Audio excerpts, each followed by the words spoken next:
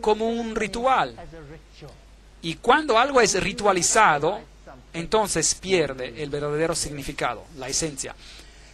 Entonces, el sumo sacerdote, el cordero, la sangre, todo indica a Jesucristo, quien es el Cordero de Dios que quita los pecados del mundo. Juan 1, versículo 29. Helo aquí, mírenlo. Ahí está la tipología. Es fascinante. Cuando Abraham tuvo que sacrificar a Isaac y tenía que hacerlo en el monte Moria, y el monte Moria es el mismo monte donde después el templo fue construido, y el templo representaba el santuario del desierto, el ministerio de Cristo. Cuando excavaron la cantera en el monte Moria, Salomón hizo una cantera en el monte Moria y sacaron bloques de piedra. Y esto creó una valle entre dos colinas. Y una colina fue llamada Gólgota. Y es fascinante que el monte Moria era una colina, y que Jesucristo murió en el monte Moria. Increíble. Él murió en la misma montaña, simbolizando la muerte del Cordero.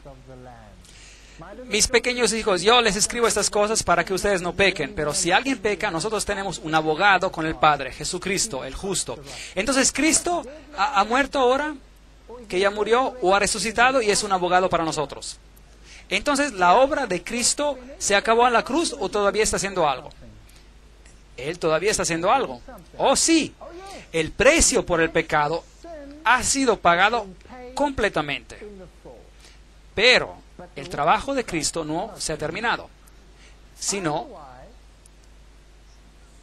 ya hubiera acabado la cruz. Cristo es el abogado. Todavía podemos encontrar salvación en Él. Mas Él fue herido por nuestras rebeliones, molido por nuestros pecados, por darnos paz, y cayó sobre Él el castigo, y por sus llagas fuimos nosotros curados. Isaías 53. Y si confesamos nuestros pecados, Él es fiel y justo para perdonar nuestros pecados. Así que debemos confesar, sí o no, absolutamente. Y Él puede limpiarnos de toda la maldad. ¿Sabía que hay predicadores que dicen que no hay nada más malvado que podamos hacer que hablar de la naturaleza pecadora del hombre? Tengo noticias para ustedes. Si no hablamos del pecado, entonces no necesitamos una solución. Podríamos seguir sin Cristo, ¿sí o no? Muy bien. Entonces, todos esos símbolos representan al sumo sacerdote. Ahora, aquí está la fuente de metal. La fuente de metal venía después del sacrificio. Muchos sistemas religiosos quieren aceptar la justicia de Cristo, vienen a la puerta, aceptan el sacrificio expiatorio de la cruz y luego dicen, muchas gracias, ahora soy salvo. Pero todavía falta lavarse, ¿sí o no?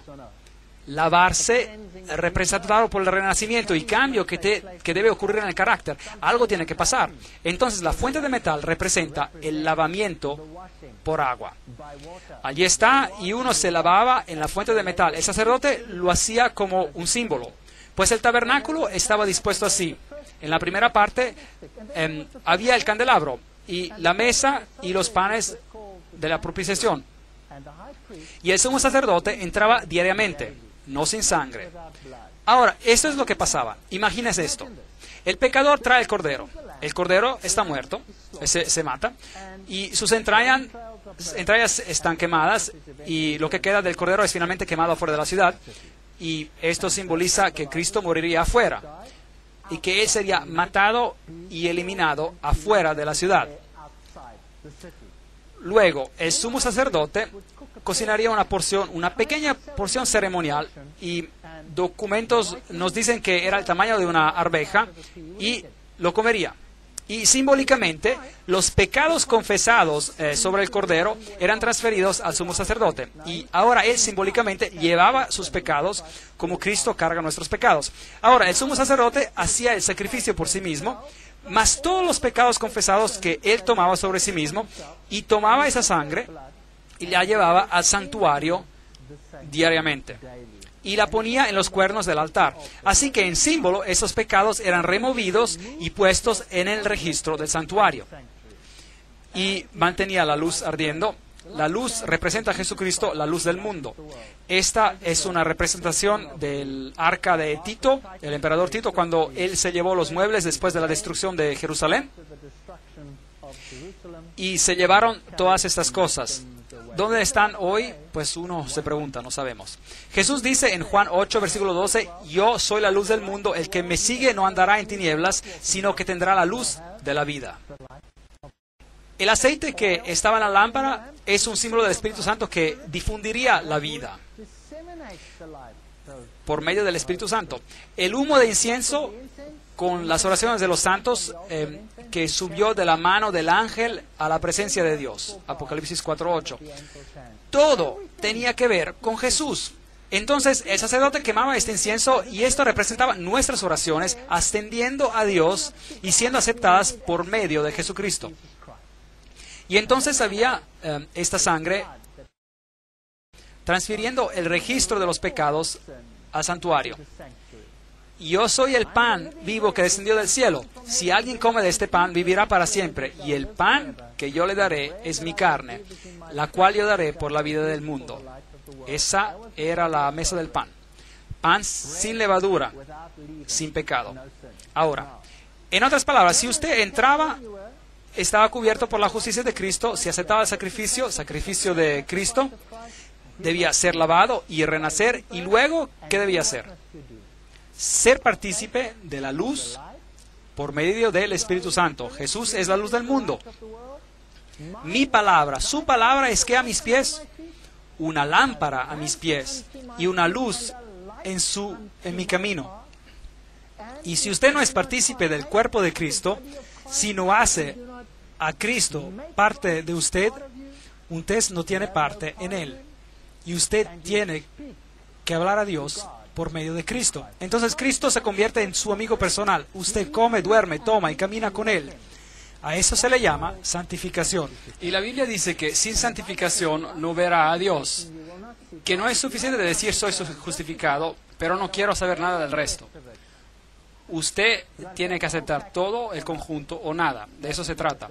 Entonces la mesa del pan propiciatorio representa a Cristo para su pueblo. Hay 12 panes, 12 tribus de Israel, 12 apóstoles. Los números son significativos.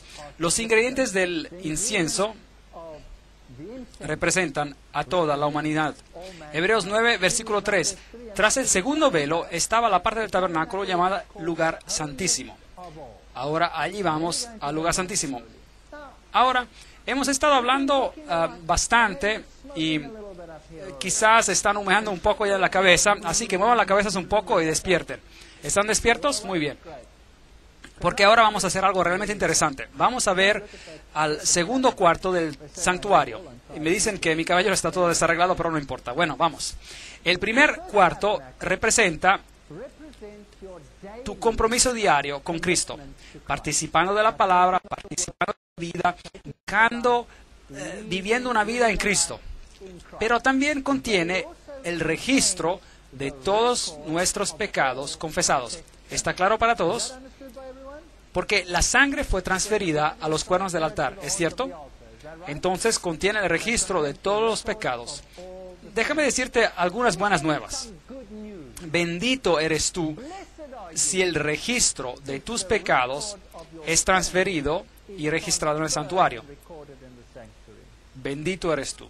No son malas noticias, son buenas noticias, porque esos pecados que están registrados son personados allí.